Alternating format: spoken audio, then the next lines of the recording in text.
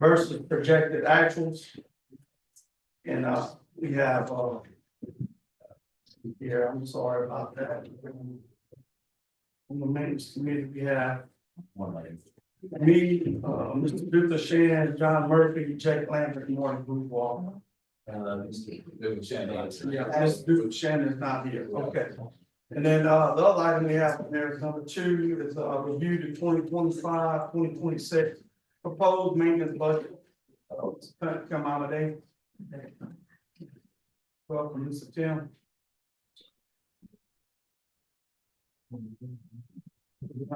Mr. Lewis, I'm gonna do a little preemptive before, if you don't mind, and I'll turn it over to Mr. Kim.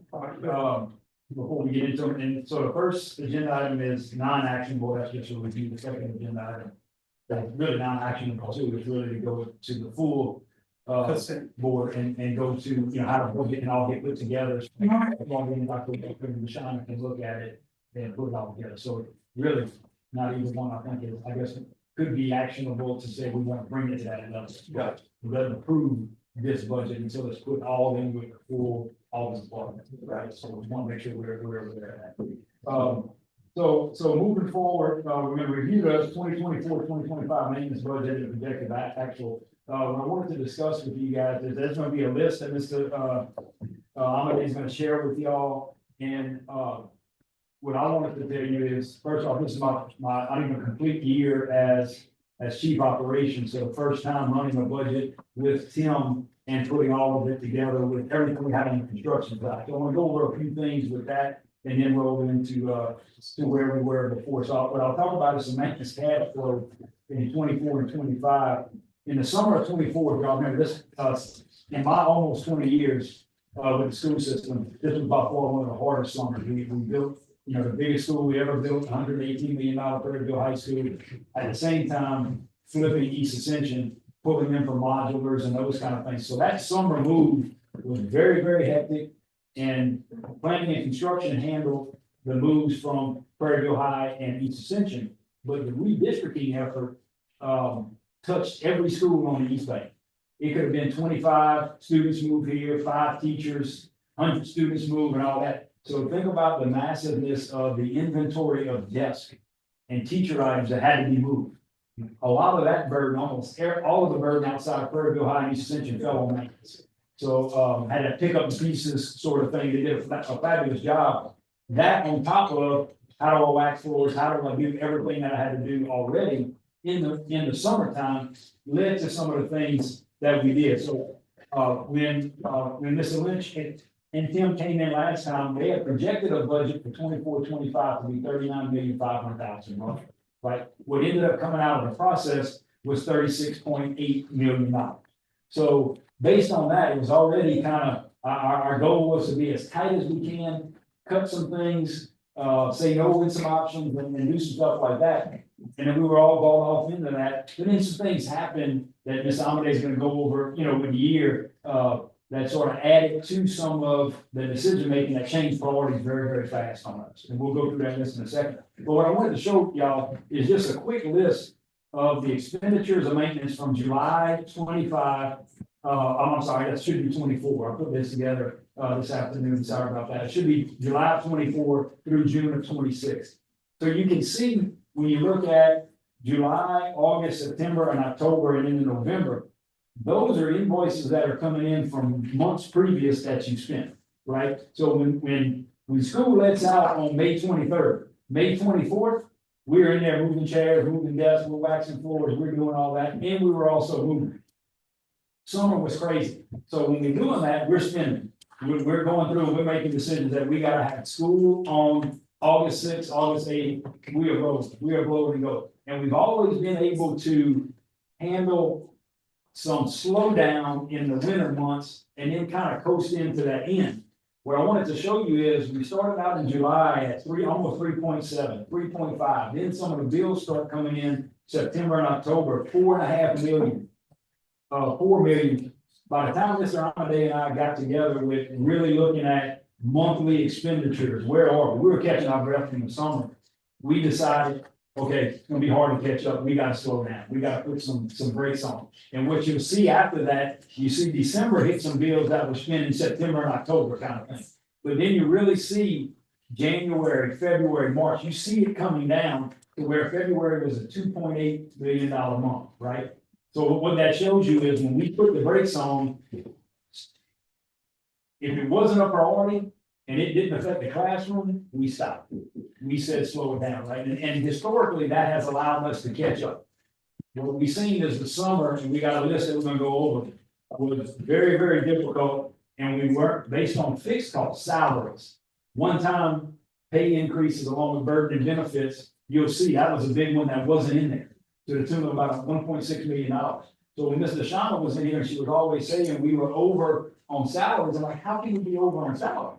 That doesn't make any sense because we never have a full roster, right? So those kind of things didn't make sense for me. So we sat down and talked to Deshaun and understood, okay, you don't have $1.6 million in that budget for the one-time salary increases and the other increases that came through. So that put us on the 8 ball or behind 8 ball, no matter how you were moving forward with fixed expenditures. So that's some of the things Mr. Andre is going to cover, Mr. Lambert. And moving forward, I didn't want to take too much time that we have going in, but I just wanted to make sure everybody understood what the summer was like, what the redistricting effort did to us. And then we had some bad weather that came through.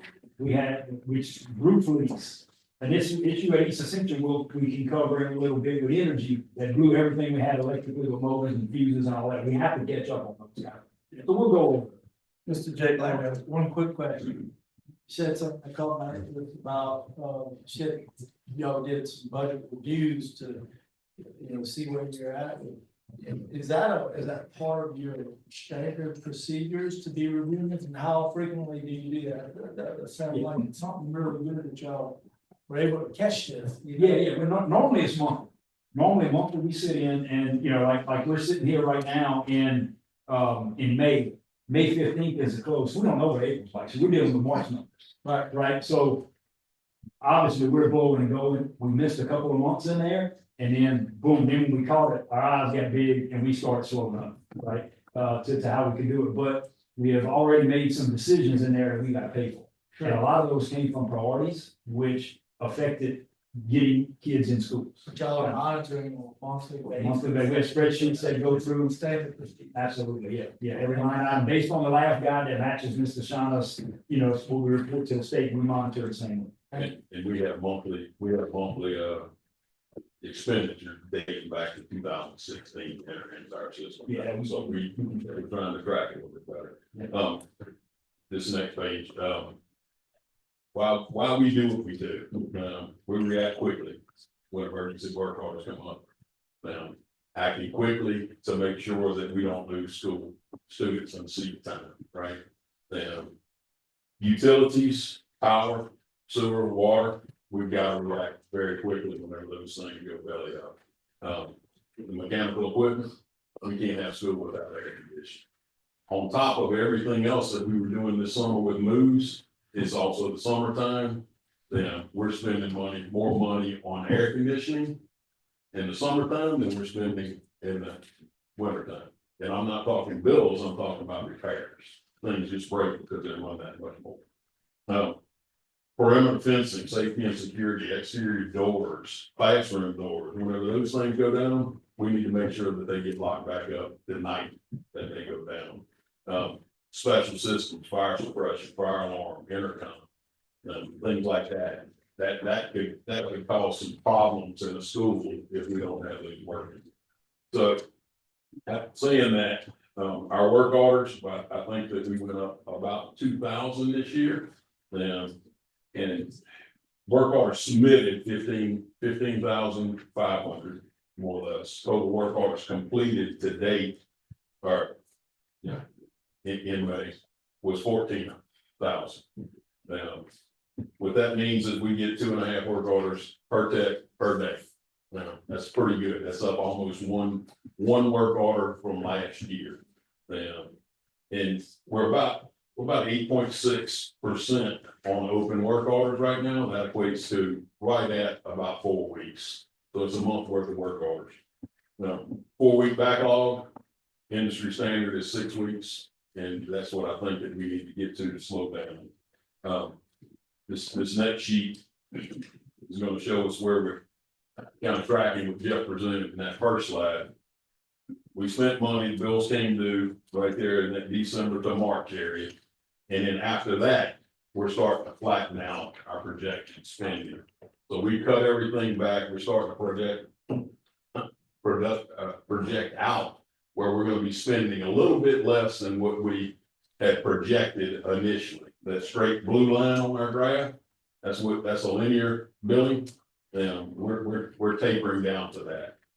Where that amounts to, Just real quick on it, when you look at that graph, one thing Tim and I were talking about, that curve spending, that was that November, December where we pulled the reins back. And you can see the lines start to flatten out and follow that same curve. So what that tells you is early on, we made decisions and we were going, getting kids in school, making some decisions. We started paying the bills, we seen it, let's put the curves on. And so that graph shows you that, it shows you how we did that and it works. It's just with the amount of non-discretionary spending that we'll cover, that's utility bills, that's salaries, those kind of things are set.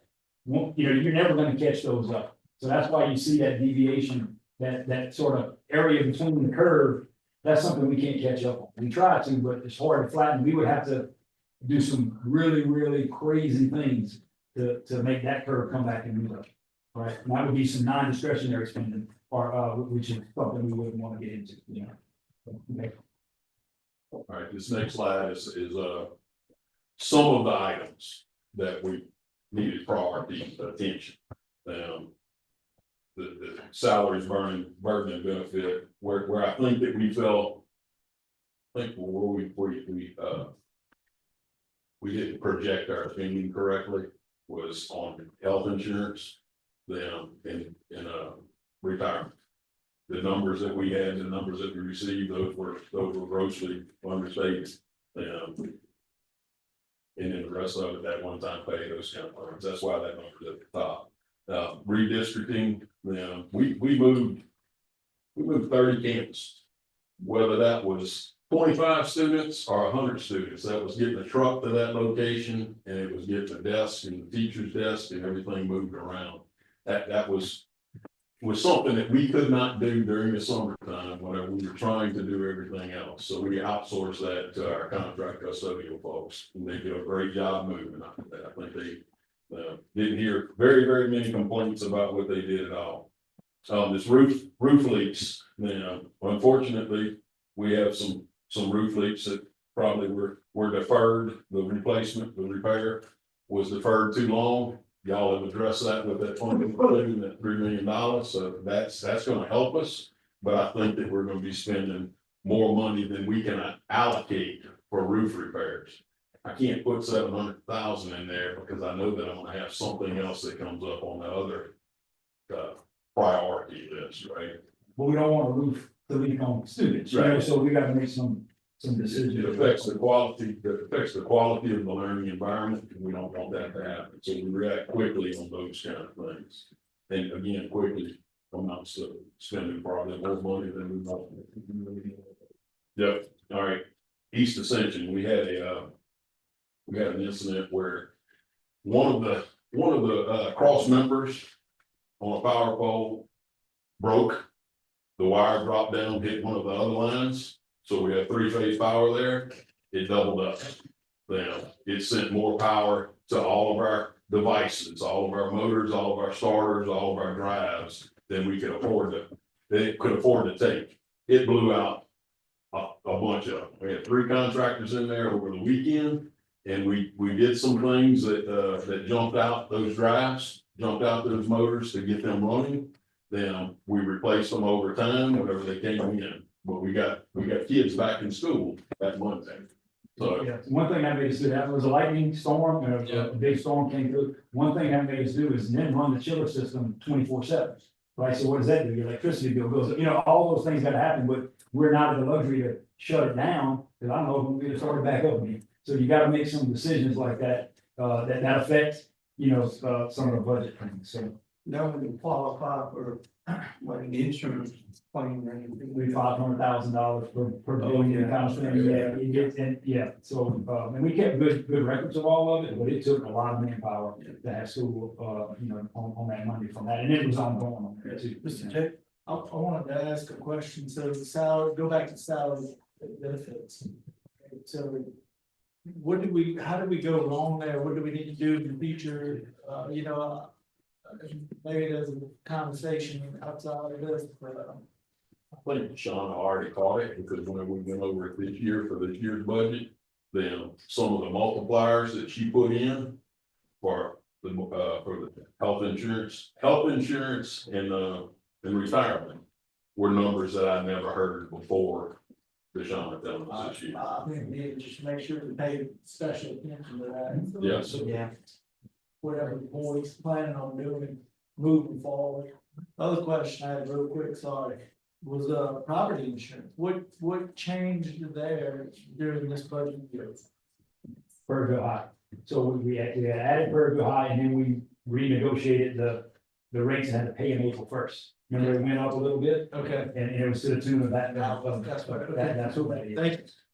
So I do want to go back and address, one about the salaries and benefits. The most of that was because of the one time. So remember, we don't budget the one time. So you're always gonna see the differential between what they budget, because we don't decide about a one time until October, November. So that numbers are always gonna be in there, but I do think you need to pay, you gotta pay closer attention this year, moving forward with all of it.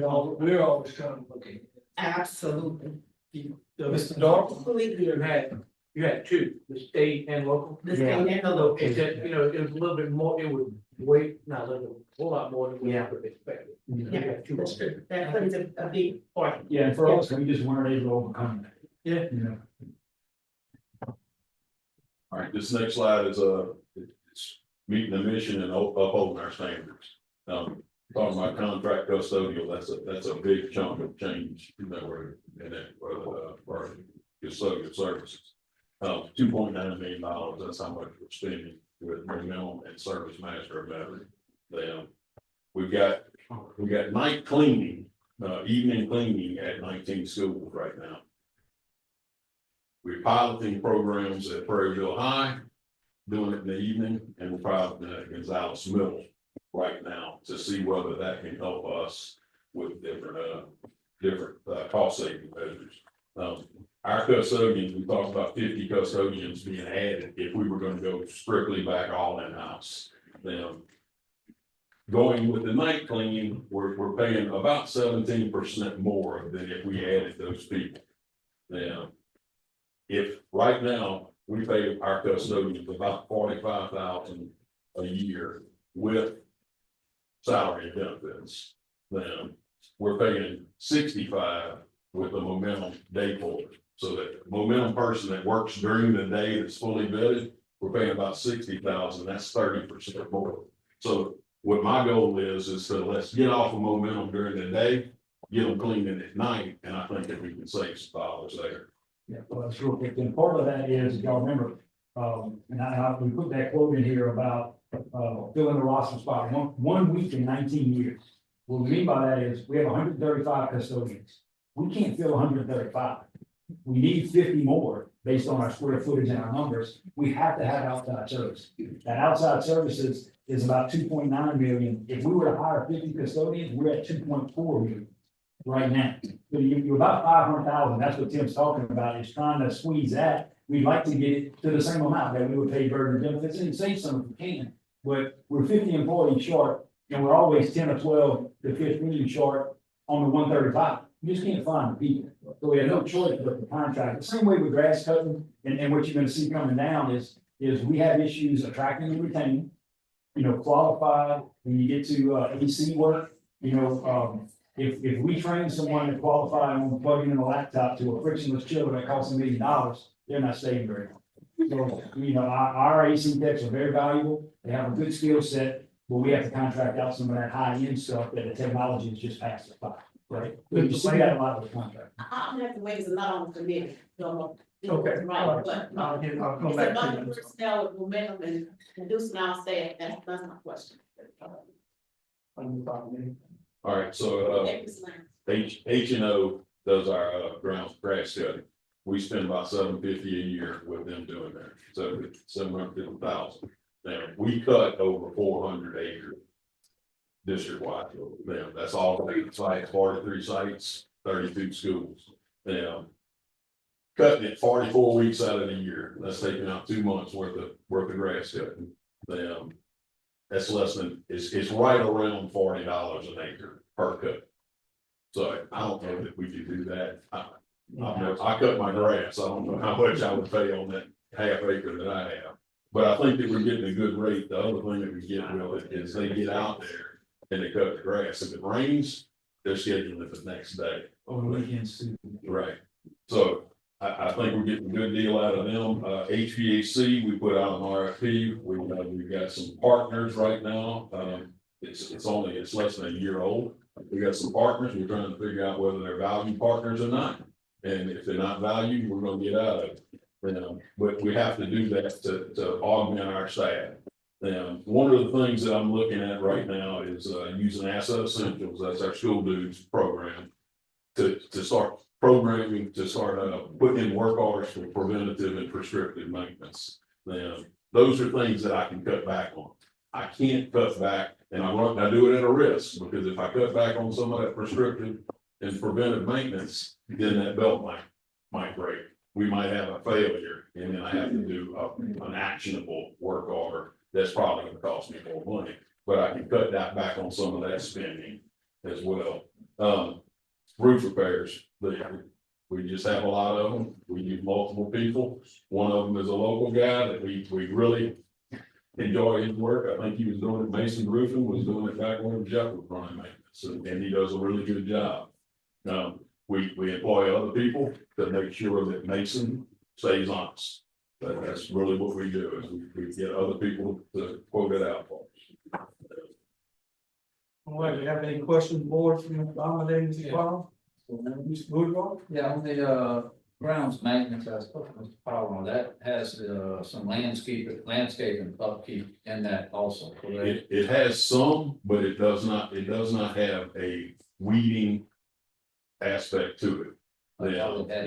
Not currently. Not currently. In the new one. Okay, the new budget. In the new budget, we're gonna bring up some flower bed maintenance. And that's probably not H and O, Mr. Weaver, just because they cut interstates, big stuff, not the fine tuning kind of thing. So we're looking, So that we would have have something other than the $750,000. yes, sir. Yes, sir. Any other questions, board? I can wait, I'm not on. Oh, I'll do the right thing. That being said, we'll move to item 2, review the 2025-26 proposed maintenance budget. Mr. Amadei, Mr. Powell. So, just on this cover, seeing Marty Savoy. Marty Savoy received my Corps medallion this year. Just a little bit about him. He's a part-time worker, great guy. He always asks, is it for the kids? Send him out to do something, is it for the kids? And yes, Marty's doing it. Works probably more overtime than anybody else in the department. If we gotta dig up a pipe at 4 o'clock, Marty's part-time digging up a pipe. But that being said, talking about discretionary, non-discretionary spending.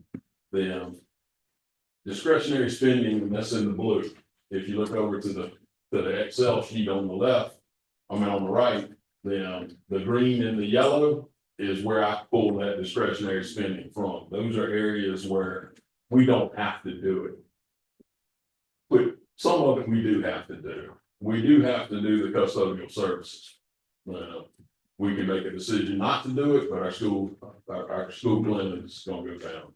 Repairs and maintenance service, we have to fix things that are broken that are gonna shut school down.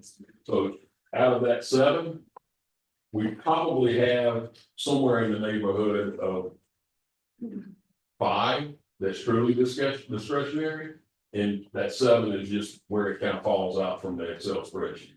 Then salaries and benefits, non-discretionary spending. If you just take property insurance, utility bills, and salaries, that's $20 million.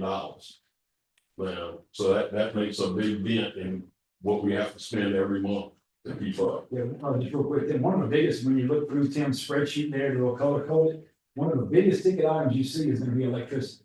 Our electricity bill right now is estimated at $5.8 million. $5.8 million for electricity for 1 year.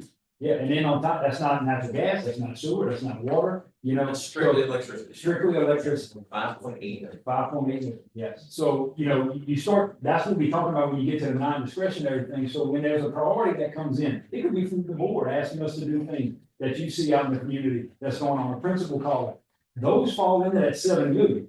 That gets really, really tough. So the reason I spent a lot of time up front telling you about what happened last summer, so think about that 7 million. Then I gotta move into schools, I gotta get I gotta get the whole redistricting effort and every child to have a seat and every teacher to have a teaching station.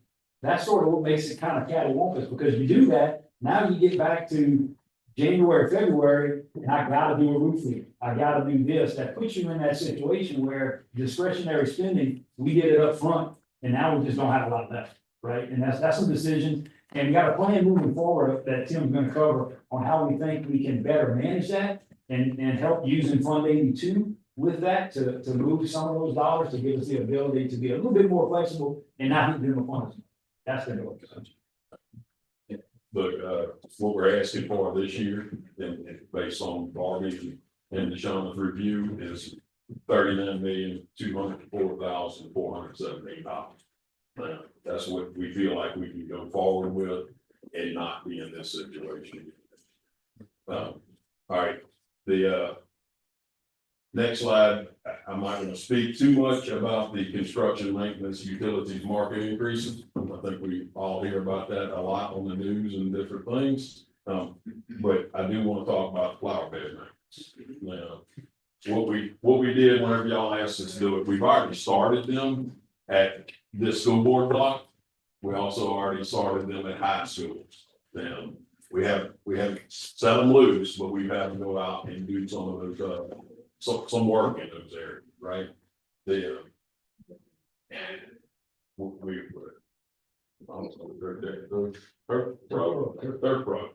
Turf Pro is who we're going to. Gentleman has kids in the parish, they're familiar with our sites.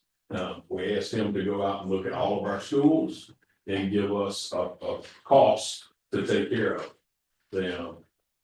I don't want to release him, I don't want to release the hounds everywhere, but I want to grow this thing organically so that we can predict what's going to happen in the future. I don't want to go out there once a month right now. I don't want to go out there twice a year. I need to figure out what's going to happen and how we're going to do it so that we can hit that sweet spot and we can grow into a program. After we do that, I anticipate putting an RFP out, getting competitive pricing and proposals so that we get the service that the schools deserve. Now, the number that he came up initially with, if we did do it once a month at every school, was around 180. So I don't think it was terrible. I don't think we need it every month at every location. So that's where we're at with that. Then what we're gonna do going forward, is to try to curb some spending. We talked about that 4-week, lag time, that 4-week, getting the work orders done. If we can extend that out to 6 weeks on some of them, on the not emergency ones, then I think that's gonna slow the spending down by that month and a half, 2 months. If we go to 8 weeks on a marker board in the classroom and hanging those kind of things, I think that's gonna slow some of that down and help us bring that budget back in the picture. So what we're gonna do is we're gonna cut blanket purchase orders. Those are with H&Os, those are with Momentum, those are with our value partners that we deal with. We're gonna look at the beginning of the fiscal year number and see where our spending trends are. The other thing we're gonna do is on jobs that are larger than $10,000. If it doesn't affect kids in school, we're going to put out a quote for them. We're gonna go get the quotes. We're gonna get 3 quotes, depending on how large the job is. We may have to get a sealed bid if it's larger than that. We'll quote them out, and that's gonna slow down that process to get those, slow that down. So I think that's gonna help us, what it's gonna do is it's gonna get us closer to the 6 weeks. That's really where we're at. Mr. Jacob, I have a question. When you see quotes like that, these have to be like approved vendors that. We have a group of contractors that we trust. Some of them have been, like air conditioning, HVAC. We put out an RFP, y'all approved this going with JCI, with CMC and with Bernhard. So we'll go out and quote large projects in HVAC and do it right now with those 3 guys. Then lowest guy wins. And when we still bid it, it's open to everybody, and when we quote it, it can be, our truck, we just go to the ones that, but if somebody wants in, obviously, yeah, we come bid it, yeah. But But those are more by request, because we don't advertise, it speeds up that process a little bit. and again, on some of it, we want to make sure, one, that they can do the work, that they're qualified, and the other one is, can they get the work done expeditiously if it's air conditioning? I can't have it drag out for a year if we got a hot gym. So, all right, Fund 82, the other thing, just talking about this, Jeff's gonna say it, is, what we're asking too is to put $1.5 million in Fund 82 as a maintenance reserve. So that at some point, we might be, if we do go over, we might be able to shift some funds over into Fund 82 and not have the budget impacted so much. Yeah, and I know we're running up against time, Mr. Lambert, so I'll get through this relatively quickly. So Fund 82, y'all know, we putting some money in there. There's one project in there in particular, there's some rooftop replacement units, HVAC, that carry over. This is the main reason we're doing Fund 82, because those projects don't fit into the fiscal year. So that's what affects some of that general fund dollars. These are carryovers that we can do them whenever we want to do them. So when you pull them out of general fund, you dedicate the funding and then you do them as you can and as you can go through. So that gives us some flexibility. So we met with Darby and Dr. Walker, and we came up with this to try to reduce general fund as best we can. But we know we're going to have some things that just take priority and we got to get them done. We're going to put that $1.5 million in Fund 82. If we don't have a chiller that goes bad and so many roof leaks, we'll save that. And then we can keep it in Fund 82 and use it for the next year. But that'll help us not have to get into the general fund so much and have an overage and give us enough time to catch up, kind of thing. So that, and y'all know, we don't want to get into Fund 82 too much, but our goal there is to come back to y'all in a facilities and operations meeting with planning, construction, and maintenance in about that September timeframe, September, October, and go through Fund 82, where we're at. You might have to add some modulars. How do you want to handle it outside of the general fund kind of thing, to be able to handle a big ticket major maintenance project that we have. We'll do that in Fund 82. So, question now. Do you have any questions, committee members? Ms. Delaney? I just want to say that I'm listening on the presentation and I know we're supposed to get the best bang for our dollar. I appreciate that, but these people on the front, these are real people to me, all of them. And we say we can't get enough to fill a spot, but are we competitive with salaries? You know, it's hard right now for the people that's making above to make it sometimes. When you're looking at these people, a lot of the people that in this department, it's hard to do it on $12 and $13. It's very hard. So we have to start looking at them and saying, what can we do to try to help them more? So when I pass the schools in Eden, I see the cars there, I know it's for better. But to the day, we have our loyal people there that have been with us. We gotta make sure we take care of those people. But that's our ability.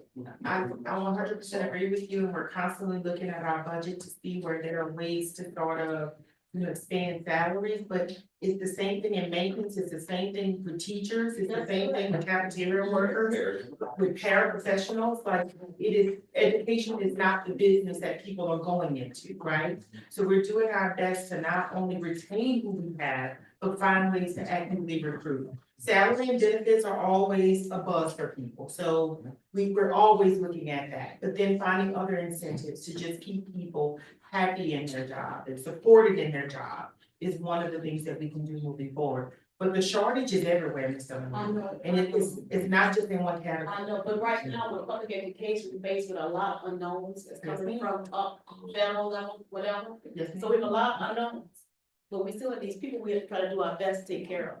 So let's just make sure we keep that in mind and do what we can.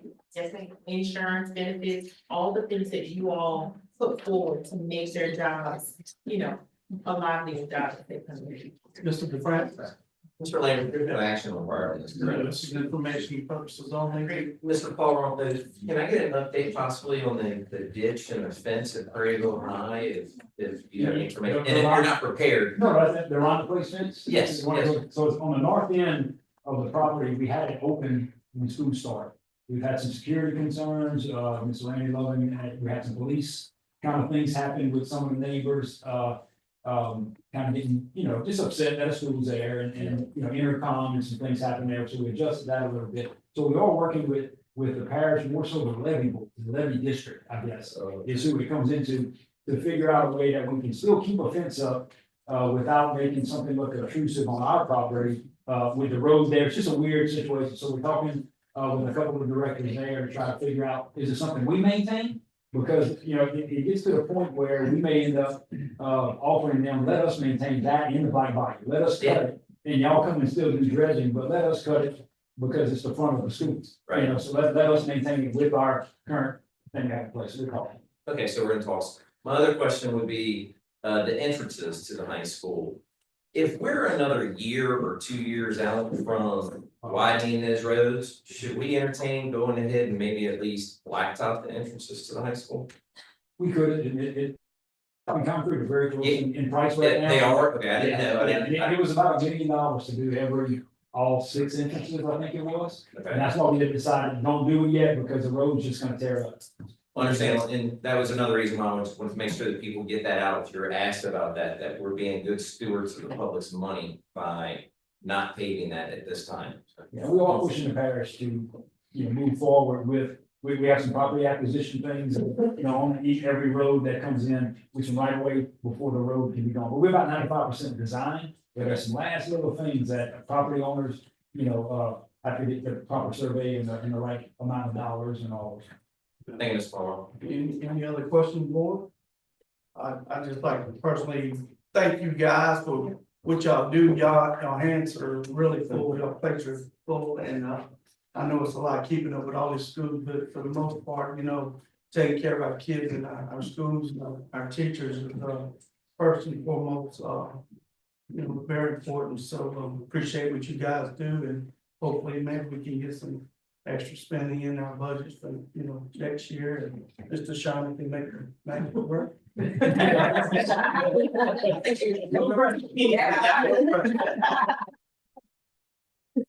Thank you guys for the presentation. So, Landon, motion to adjourn?